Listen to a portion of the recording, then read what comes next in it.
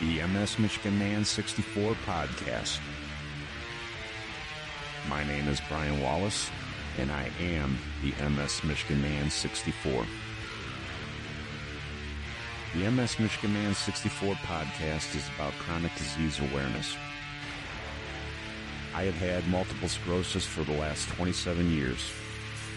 It's an invisible chronic disease that I've been battling for half of my life.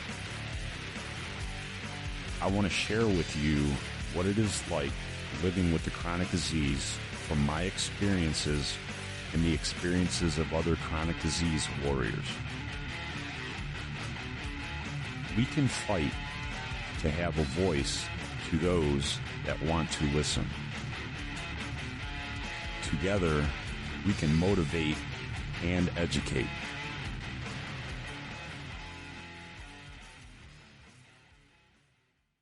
Hi, and welcome to the MS Michigan Man 64 podcast.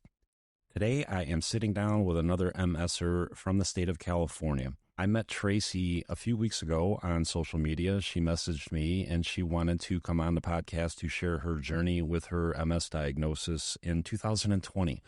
Please welcome to the podcast, Traci. How are you doing today, Traci?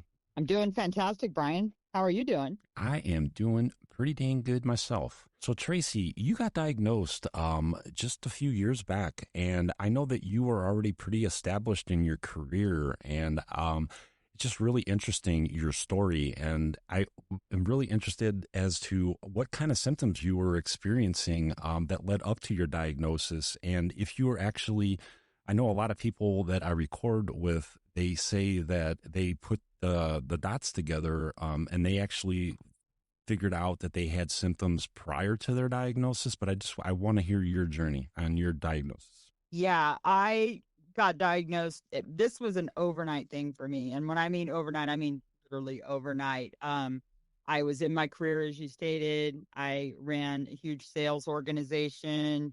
You know, I was the three Excel spreadsheets up on the computer at a time, writing I was doing all the things. Yeah. And I woke up one day, my family thought I was drunk because I couldn't walk straight. They couldn't understand me, and I wasn't really walking. I was struggling. Yeah. They thought really I'd had a stroke or something. So I get to the doctor, and I was one of the lucky ones, Brian, like we've talked about. I got a diagnosis very, very quickly. Very quickly. My doctor did not mess around, and I know I'm one of the lucky ones. That's not everyone's story. Yeah. And 3 days later, had an MRI, had a brain full of lesions, and I know for a fact I didn't have them before. Like 5 years before, I'd had a concussion, and they'd done an MRI because they were trying to figure out what's going on, and there was no lesions at that point. Wow. So all those lesions occurred like bam. That being said, I can look back after the diagnosis, and it was kind of like the explanation for a few little mysteries that I had just pushed aside, like random things like falling down randomly and thinking, oh, I'm just not paying attention. Yeah. Struggling with stairs, like feeling hesitancy, or escalators and not really understanding, just kind of blew it off. Like, get over yourself, Traci. And memory issues I was starting to have with remembering people's names. But frankly, I just, it's not that I ignored them. I just didn't think. Nobody in my family has MS. I don't have a best friend with MS. I didn't know anybody with MS. So it never even occurred to me that something was wrong. I just thought it was, I'm dealing with thousands of people, and I'm a woman of a certain age. So I'm probably just struggling remembering people because I know so many people. How could my brain keep all that? That's the kind of things I told myself. Yeah. Absolutely. Yeah. So the diagnosis was shocking, to say the least. It explained it, but it was shocking. So that was how it started for me. So let me ask you this: when you got that diagnosis and you didn't really understand MS, how did you learn? Did you go down the Google hole, or how did you start to educate yourself what this disease was all about? Did you even know that it was chronic? Did you even know that there was no cure for it? Can you kind of explain that?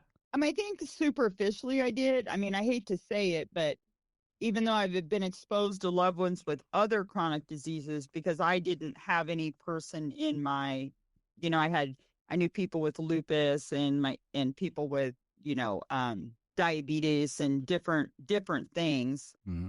Nobody with MS. So I immediately actually got hooked up into the MS community and by recommendation from my neurologist.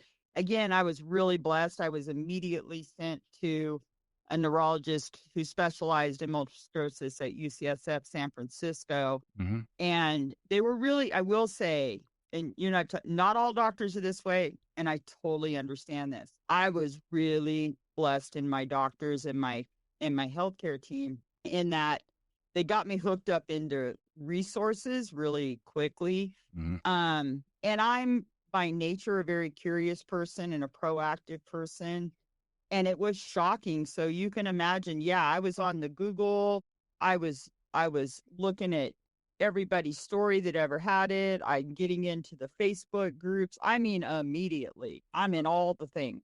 I'm in all the things trying to educate myself. Yeah. So let me ask you this: when you got this diagnosis, and I know that you're married, and that's like a big life changer for the spouse.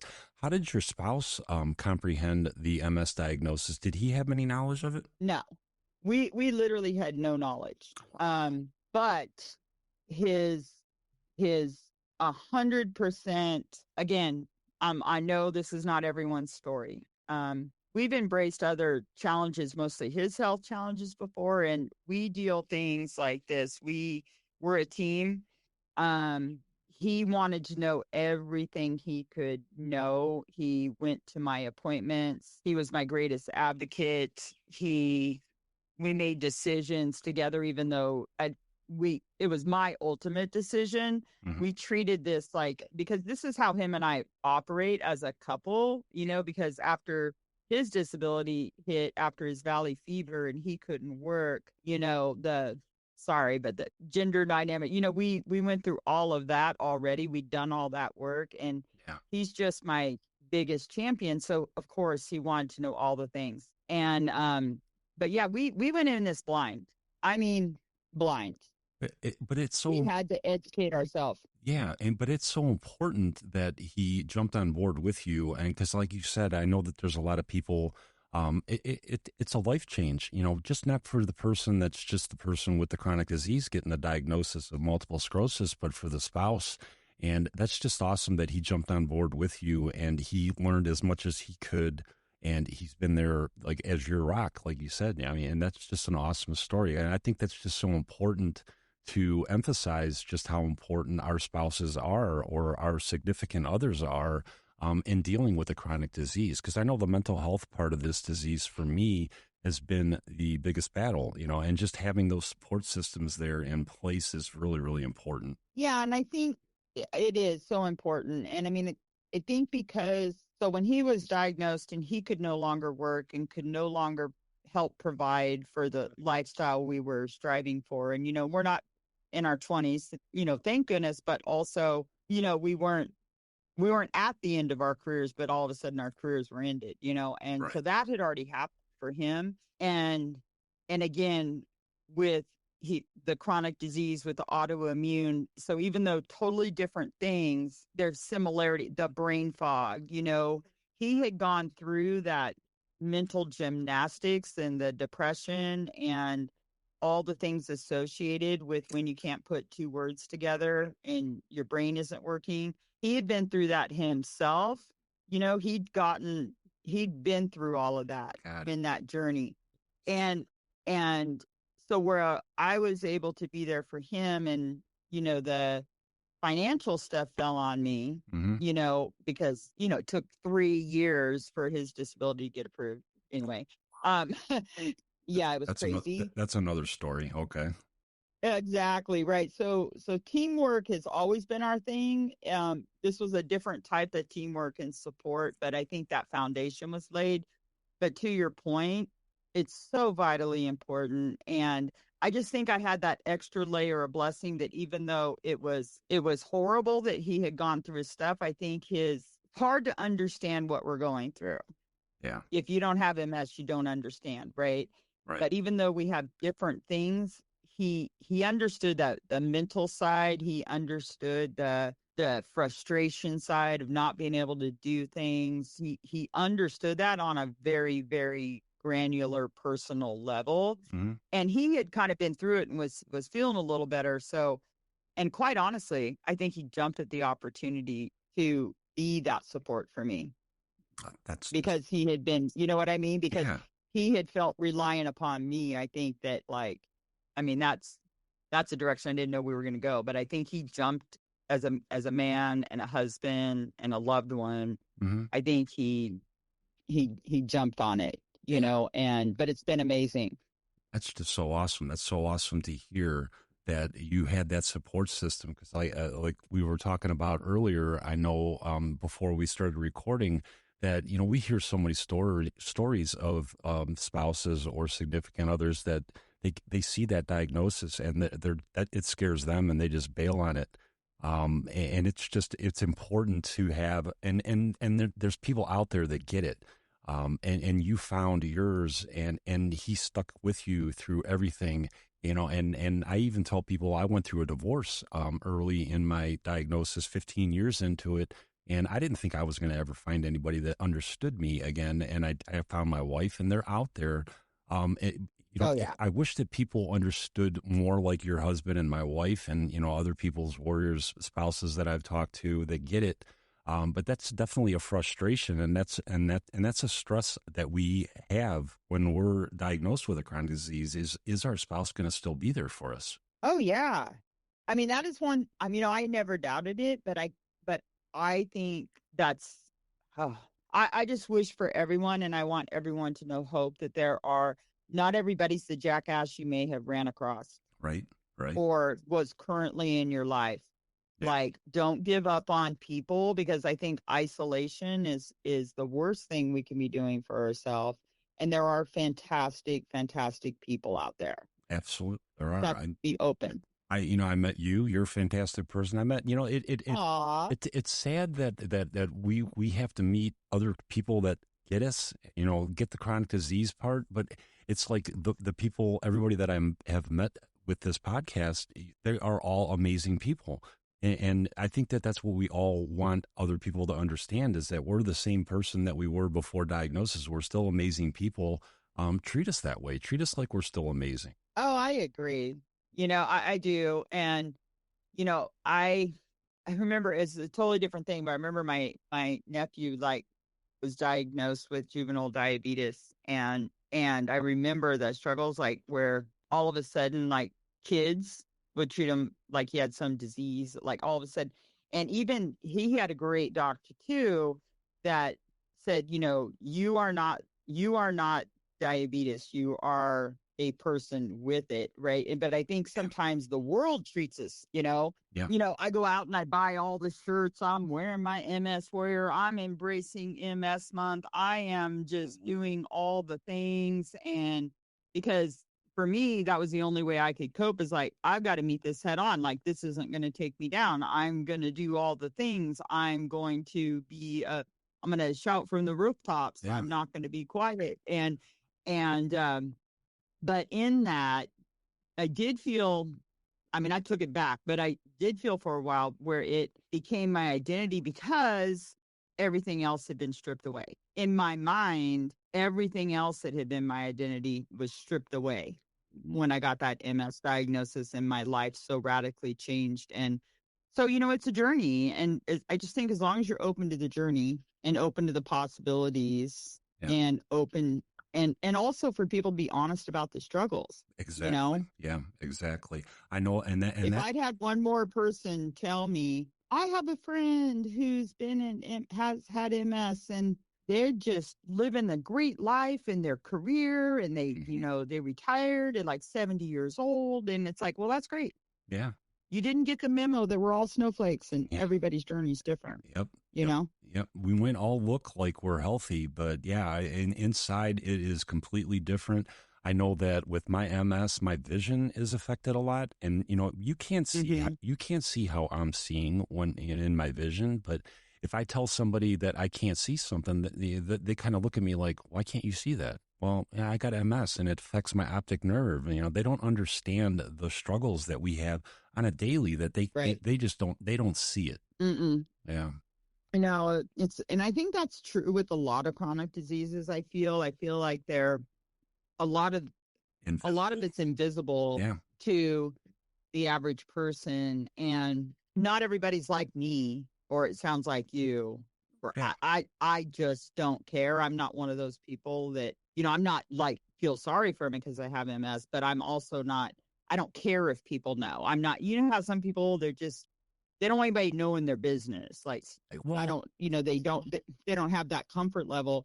But it, the reality is that well, what doesn't matter. it's interesting that you're saying that because I mean I'm vocal about it now, and you say you're comparing me and you to each other, and I think when I was diagnosed when I was 27, I was a completely different person. I didn't talk about my Mhm. MS ever. I didn't start talking about my MS until about a year and a half ago because for my own personal reasons I shut out the whole outside world because it was my disease and I attacked it the way I needed to attack it. But Right.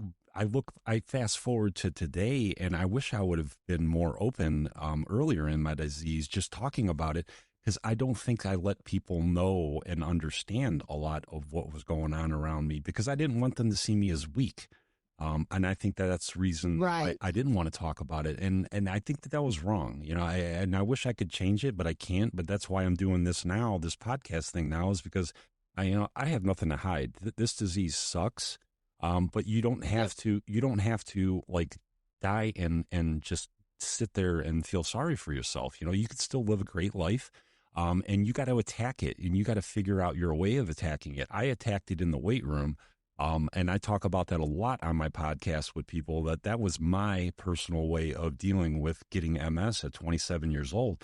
And I know that a lot of people aren't, a former Michigan football player like I was, and they're a career, a mom, and a grandmother. Like you're a grandma now, and you had a career going.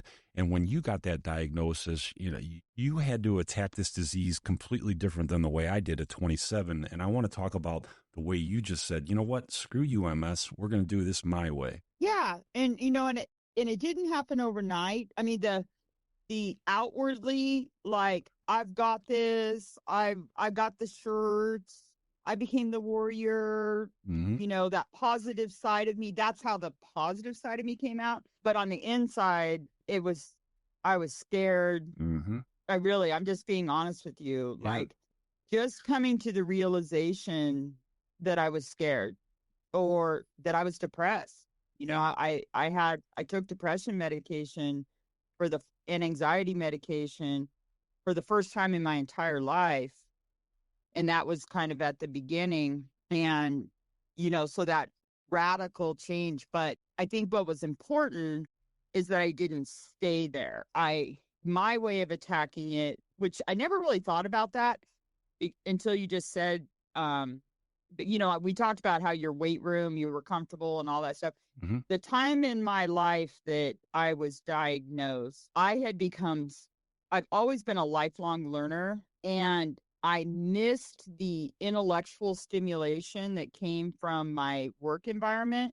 You Mm-hmm. know what I'm saying? Yeah. And then, of course, we live on 10 acres and we have a farm, and there's kind of a natural backstory to growing vegetables and all that stuff.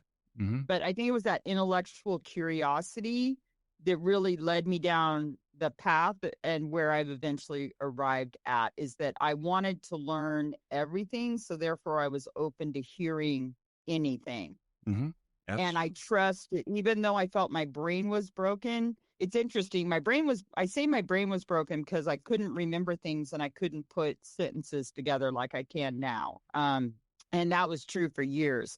But my ability to listen, like audibly, and comprehend was still really, really strong. I just couldn't put that into a practical form of going from understanding to communicating because that was broken. Mm-hmm. And so it led me down a path, and I listened to podcasts because what the hell, I used to work 14 hours a day, 7 days a week, 6 days a week. And so I needed some stimulation, so I'm listening to podcasts, and And I was listening to Megyn Kelly one day, and oh, let me back up. So I did attack it from the nutritional side very early on. Like I read Dr. Wall's protocol and some different protocols, and my granddaughter had a real problem with gluten. So I had kind of a surface level understanding of inflammation and things that cause inflammation. Mm-hmm. So I did the diet part, right? So, and we grew specific vegetables. I started following some protocols nutritionally Mm-hmm. that way, like on the foods I ate, more not to heal me, but to keep my symptoms modified as much as possible, right? Absolutely.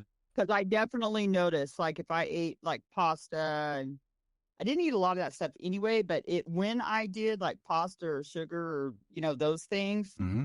I I noticed that my ability to walk was even reduced even more. So I immediately got on the kind of nutrition train. Not like a crazy person, but Yeah. as much as possible. Yeah. And I was also concerned about gaining weight because I struggled with that a little bit my whole life, and now I can't move.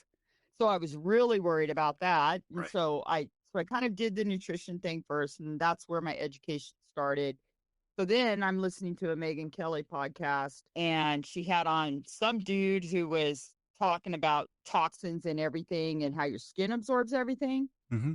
And he says something that, and he just said this statement. He said, your skin is the largest organ in your body, and everything you put on it goes in your body. And it was like a light bulb moment for me. And now this really started my purpose, because now I'm like, holy crap, I'm worried about all the things I'm putting in my body. Now I'm focused on the outside of my body. And I became the grandma. I started making everything, natural skincare line. Mm-hmm. All my grandchildren could tell you is no toxins on your skin. So that was like my next level, right? So I gone from eating the foods to the toxins on the skin, and again, and I think this is key, I took charge of that Yeah. because I knew that I could spend a lot of money buying things that were like, might be now whatever, but I didn't trust any of it, because now I'm in the space where I don't trust any of the information that we're getting from corporations and, Yeah. big farm and all that stuff. Yeah. So I did that. And then I ran into a friend that knew all the things I've been doing. I literally locally became the poster child of who to get natural skincare and natural Yeah.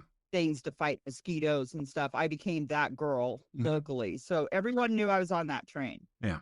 And so did you have any questions about any of that before I move to the next stage Well, of the journey? the one thing that I do want to say that you while you're trying to figure this all out, you're on a DMT. So and that's Yes. and that's the part that I want to make sure that everybody is listening to this, that just because you got put on a DMT by your neurologist and you're like, okay, we're going to do this your way, but you still did your research and figured out, okay, well, I'm on a DMT and that's great, that's science, but I'm going to make these changes with my diet to like even help even more, maybe. Yeah, I mean, it really was a mutual journey. So, and I do want to be clear about that, because I think it's an important part of the journey. Mm-hmm. Because I think sometimes when we talk to people that are really advocating natural health or maybe natural solutions, Mm-hmm. that is understanding where the person was and where they were at and where they are, and that I am not anti doctors. I'm not. In fact, I have the best doctors. I love my doctors. I think they're great at diagnosing Mm-hmm. things. And they've been really great advocates for me. Mm-hmm. And I'm not anti pharmaceutical, but I was on a DMT because, again, my brain was full of lesions, Mm-hmm. and we knew from a previous one, right? No lesions. And I had overnight things, and I'm diagnosed with primary progressive MS and relapsing remitting MS. And I would have they could have told me anything Right. and said, this will give us the best opportunity not to get any more lesions, because Right. lesions took away my life Right. in my mind. That's how I felt. Yep. So and with that, we did our research. And my husband, bless his heart, we are sitting in that doctor's office, and I don't even remember what the other one she offered us, but she offered us another one and then offered us Ocrevus. And my husband just looked at her and said, which one's the best? She said, well, in my opinion, it's this, but here's the risks. She was very upfront about the risks. There are risks. There are studies that show you could, that some people, there's a higher risk for cancer, but these are the rewards. Well, when we weighed the risk reward, right, Mm-hmm. we went with the we don't want any more lesions. So, Right. and then I started having to deal with symptoms like anxiety, depression, my legs twitching, the MS hugs. Oh my gosh, the Mm-hmm. MS hugs. Yep. So I was on 4 different medications, outside the Ocrevus, all just to deal with the symptoms that come with an MS diagnosis that keep us from, doing everyday things or just coping. Right. And Right. it was the solution that was offered to me by my doctors. So even though I've never been a big pharmaceutical person, because quite frankly, I haven't ever needed them, Right. take a Right. Tylenol. Mm. So I went with their solutions because I couldn't live with the symptoms. The symptoms were so bad.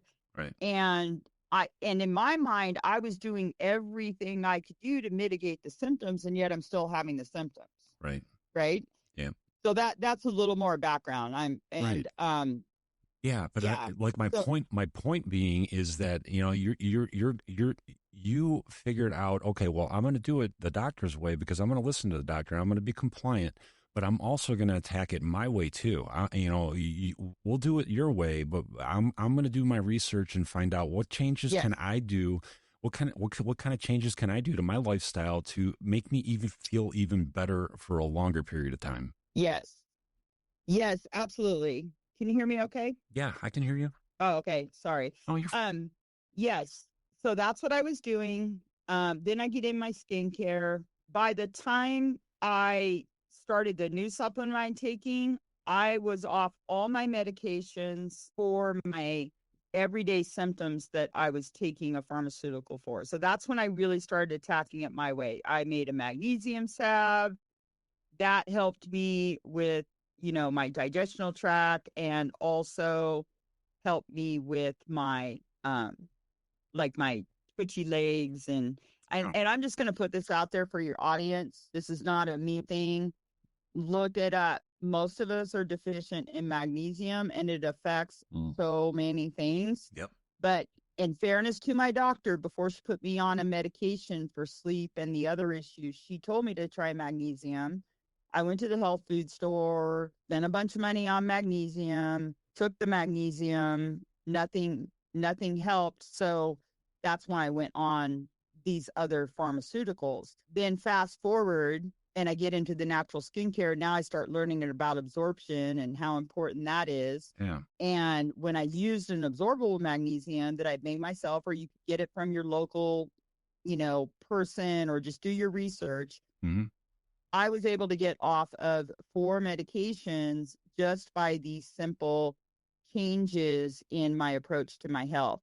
So yeah, I was off of the medications except for the Ocrevus, but and I do want to be very clear about this, I still wasn't walking well. Hmm. The numbness was still spreading up my legs. It was up to my mid thigh now.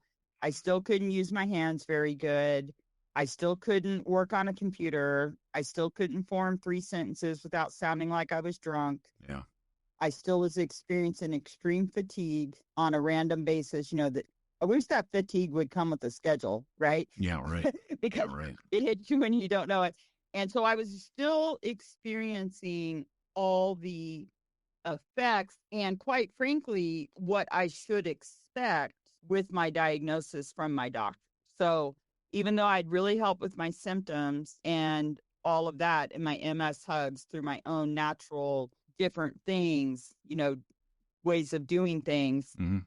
I still had not experienced improvement in my brain, improvement in my walking, improvement in my cognitive function, improvement in my hand function, improvement in my sleep.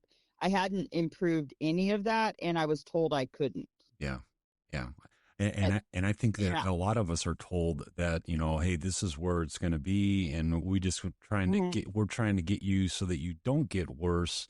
And I mean That's it. that's what they're trying to do, but we're always searching to get improvement, and however we can do it. And I want to hear how you found and what you found, because I know that I actually sat in on one of Dr. Rob's seminar hi- um, Facebook things that he had lives, and I was fascinated with it. But I just want you to talk a little bit about the supplements that you found and all the stuff that you learned how to get your mobility back to where you wanted it to be, because it's your disease, so you attacked it your way. Correct. So I was introduced, a friend again had seen me and do my natural journey and kind of where my headspace was and how I was attacking this. And she had come across the supplement and she just asked me if I wanted to try it. And I had been looking into mushrooms. That was one thing I had not incorporated yet. And she told me it was mushrooms. And I'm like, okay, send me some information. Because again, at this point now, I'm like crunchy beyond crunchy beyond crunchy, right? I'm like, Hmm. I'm researching everything, man. I got to make sure there's no microplastics, there's no heavy metals, it's non GMO. Yeah, I got to know all the things, yeah, and that it is what they say it is, because even though I'm going to talk about supplements, all supplements are not created equal. right. Well, so she told me about them and she said, and the company's name was Frequency. And I'm like, okay, that's cool. She didn't really tell me too much about the frequency part, which is a really important part. So anyway, I started taking just the mushroom drink, and I noticed that I could think a little clearer, and just in the first like 2-3 days. And then I added our, like, it's a source, so it's all your trace minerals and black fulvic and all this stuff. So I just keep getting better and better. I start walking. I'm walking like a champ in my world. And then I bought a necklace that's frequency tuned, and it was crazy, Brian. Like, I got out at Costco and I hadn't gone and walked in a store since my diagnosis.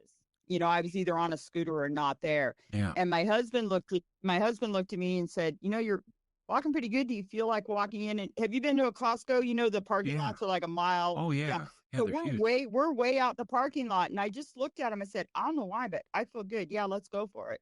Well, So we're starting to walk in the Costco. There's video of me. I'm walking in the Costco, and it was like every step I took, I got faster and faster and faster. And I didn't have a cane. I didn't have anything.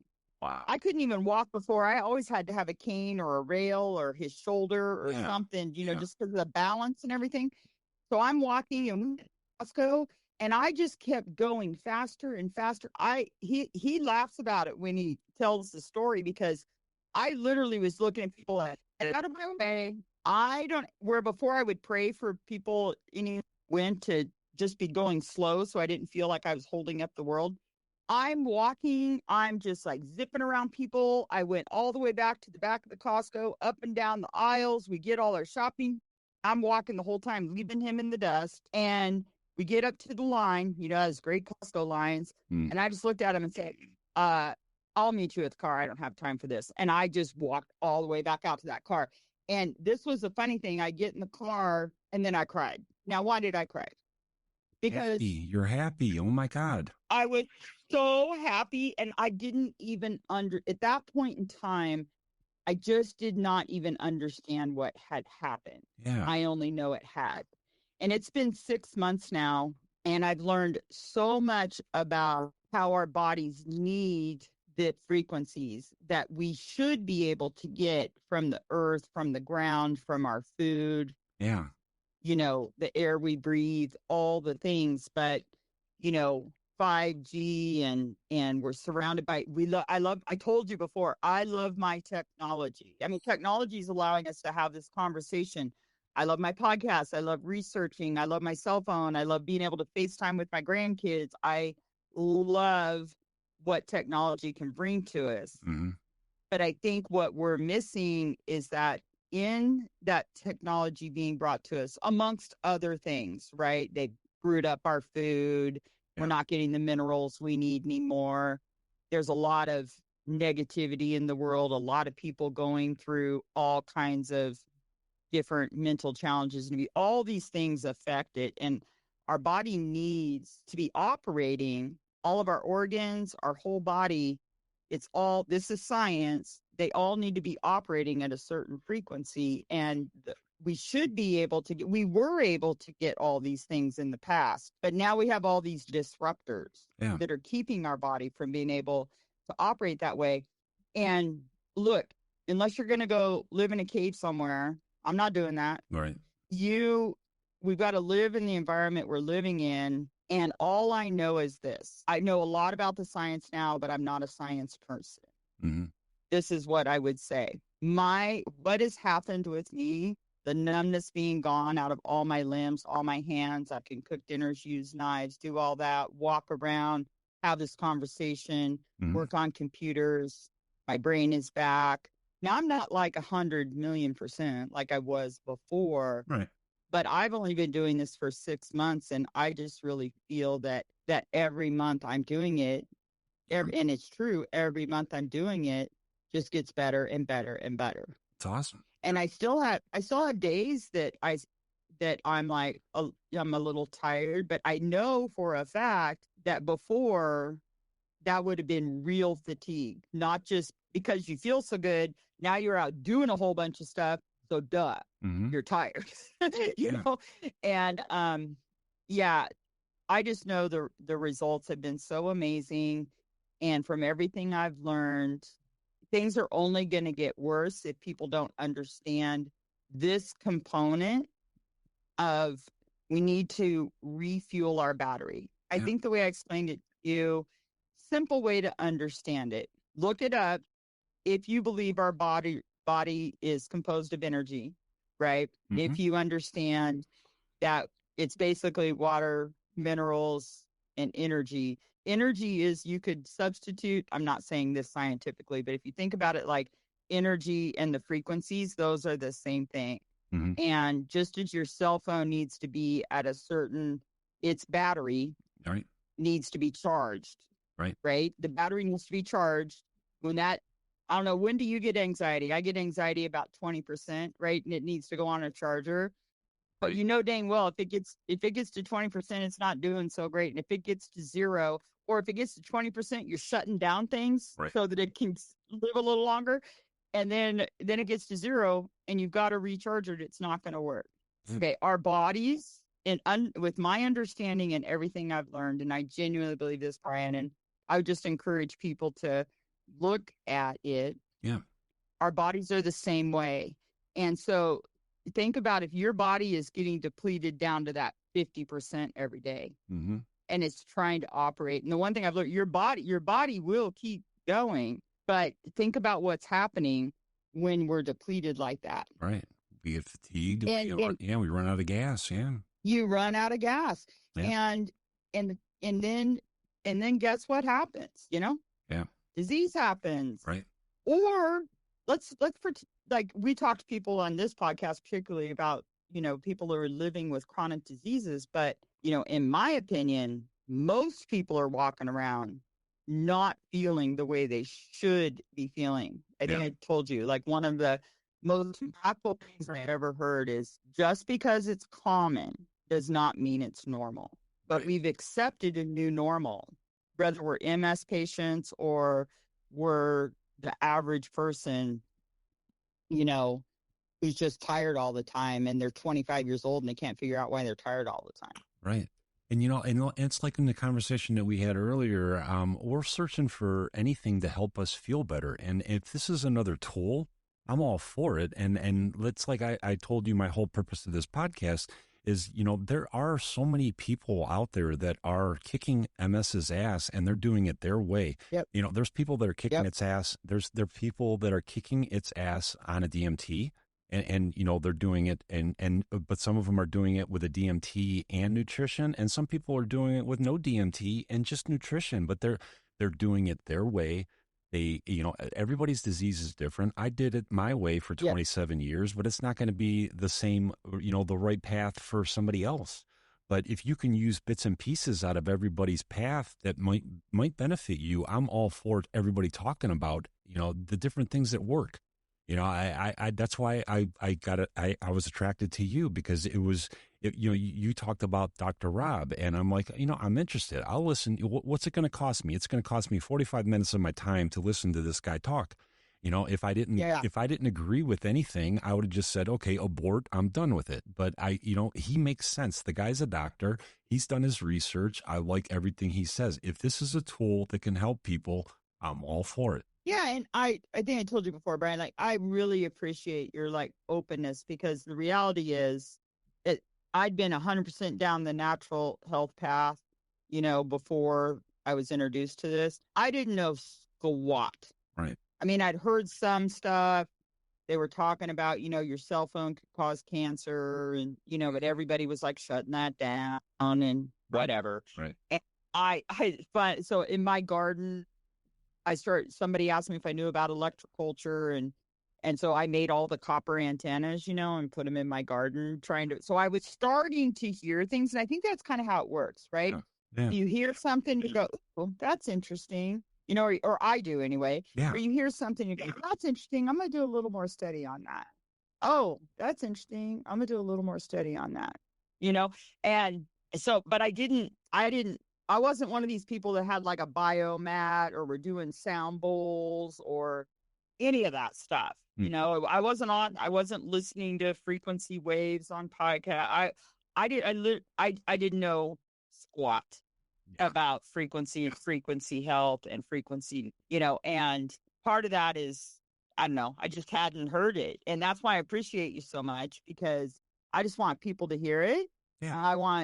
It's like, just like I read Dr. Walls and I follow the Dr. Walls protocol. And I mean, it's about gaining knowledge, and knowledge is power. And Yep. I just don't want, it makes me sad. And I'll give myself some credit. And most of this is probably because I'm just a stubborn backass. When they said but this I will say, when the words I distinctly remember is you can't get better. Yeah. So but I believed that. And that's what everyone is told. Yeah.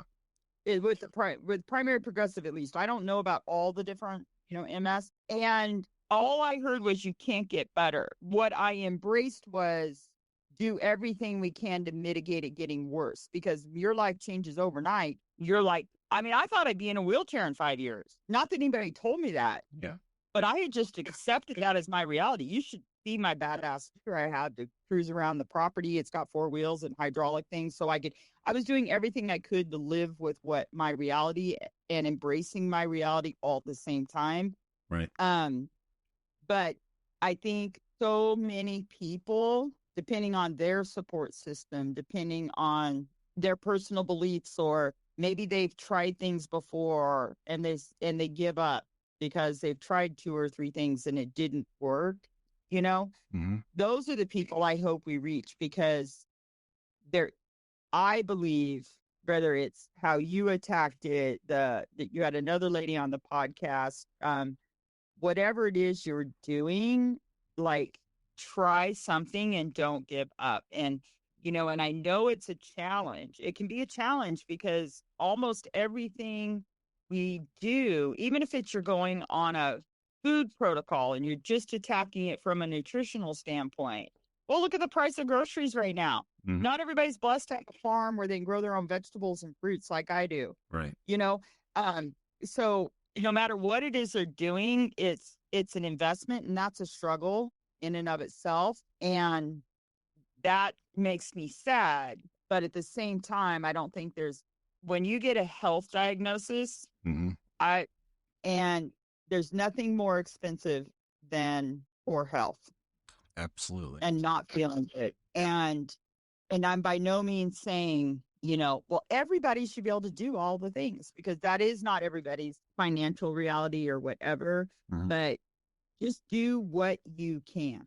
Do what you can. If they're telling you can't get better, do all your research. Yeah. Listen to everybody. Use your own brain to go, this makes sense, that doesn't make sense. Absolutely. Be open, because I'll tell you a funny story. the lady who called me to tell me about the mushrooms is my ex-husband's ex-wife. So I'm the first wife. She's the second wife. We raised kids together. We'd been friends for years, but then, we co-parented. So, it wasn't that we weren't friends, but we weren't friends. Does that make sense? We Yeah. weren't like, Hey, and you guys weren't friends, but you were still. She joined your team and helped you out. So I props to her. well, That's awesome. well, what she did was she had the bravery to pick up the phone and call me. Yeah. And I had the willingness and the mindset to be open. Yeah. And the only reason I'm telling this story is because, you and I had talked. And I think if people are not open to receiving or seeking or listening to other ideas and how other people are making it work, Mm-hmm. they're just cutting themselves off from a better outcome and a more hopeful future.